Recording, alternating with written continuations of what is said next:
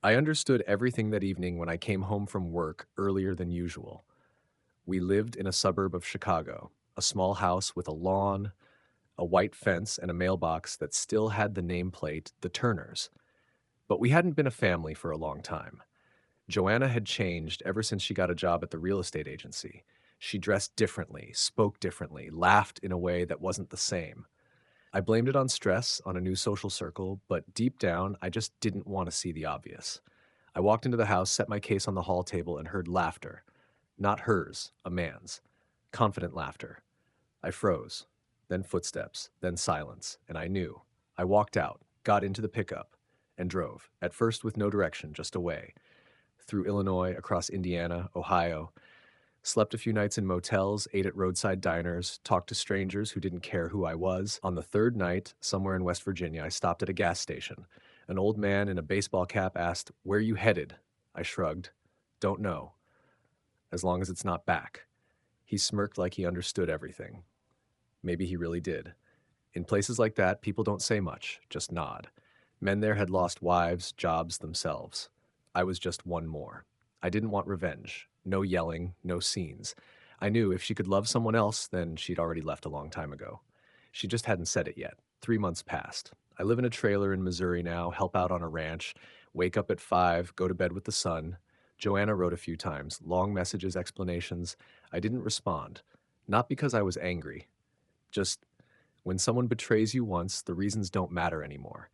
Now my life is quiet, simple. Sometimes I think maybe it's for the best. Betrayal only hurts at first. Then comes emptiness, and then silence. And maybe in that silence, I'll learn to live again. Life in Missouri flowed slow, like a river without current. The man woke with the first light of dawn, stepped out of the trailer, pulled on an old jacket, and headed for the pens. The work was hard, but it was honest. The earth doesn't lie, the livestock doesn't pretend. There was no room for falseness here, not like in their old home. At first, every morning was filled with memory. Her voice in the kitchen, the smell of coffee, the soft footsteps across the wooden floor. He tried to drown the past in movement, hauling feed, fixing fences, helping the owner with the tractors. By evening, he was too tired to think. Only the body ached, and that at least was real. Sometimes he would scroll through old photos on his phone, at first often, then less. One day, he scrolled past her face without stopping, just passed over it like over a stranger's.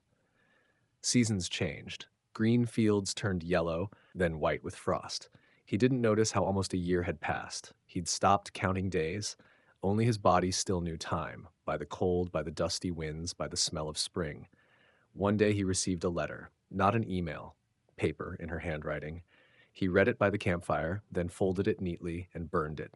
The flames devoured the words as if they'd never existed. He watched the fire consume the edges and felt not pain, but relief. Everything that had been was now ash. After that, he stopped remembering, not because he forgot, but because he chose not to carry it anymore. He had become part of the land he lived on. No past, no grievances, just being. Summer came quietly, through smells, long light, and the endless chirping of crickets. The man no longer counted the months. Life flowed steadily, as if everything had settled into place, even if not in the way he once hoped. One evening after work, he found an envelope in the trailer's mailbox, white, with careful, childish handwriting. He recognized it instantly, didn't even need to read the name.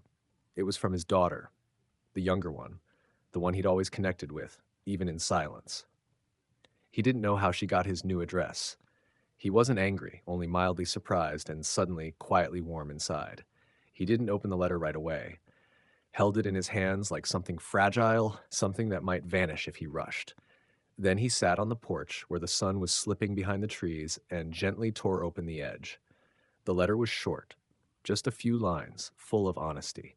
She wrote that she missed him, that mom was often sad, that no one really said out loud why he left, but she felt it wasn't only about the adults. She didn't ask when he was coming back. She just wanted to know how he was, what he ate, where he slept, if there was someone near him who understood him. He read it slowly, pausing often, felt something inside begin to thaw, not from pain, but from the realization that someone still looked at him not as the man who left, but as a father. That night, he couldn't sleep. The letter lay beside him, and he reached for it like for a light in the dark. He didn't know what to write back. What could you say to a child when the adults had broken everything? But he wanted to answer. The next morning, he took the same notebook where he used to write only for himself, tore out a clean page, and began.